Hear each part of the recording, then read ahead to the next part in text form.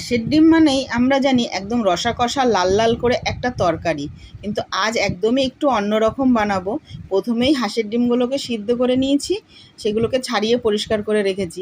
আর এখানে সর্ষে, পোস্ত, কাঁচা লঙ্কা আর দুখানা শুকনো লঙ্কা দিয়েছি। হ্যাঁ, এখানে বুঝতেই পারছেন এবারে কি করব। আজকে বানাবো হাঁসের ডিমের ভাপা। এই যে ডিমগুলোকে ভালো করে ছাড়িয়ে নিয়েছি, ডিমগুলো তো একটু সদ্য ডিম ছিল, এই জন্য ভালো করে ছাড়ানো যায়নি, আর 2-4 দিন রেখে দিলে একটু ভালো হতো।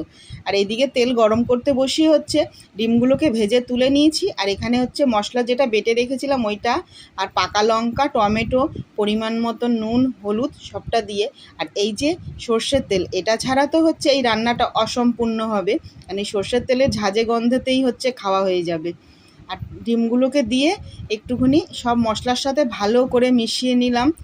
মিশিয়ে নিয়ে আবারও একটু পরিমাণ মতন জল দিয়ে দেবো, অল্প সামান্য, একদমই অল্প, যেহেতু এটা একদম বসা বসা করে তৈরি হবে। আর একটা লঙ্কা দিয়ে দিলাম, কারোর যদি লাগে নিয়ে নেবে, আর ওপর থেকে অল্প কিছুটা ধনেপাতা কুচি।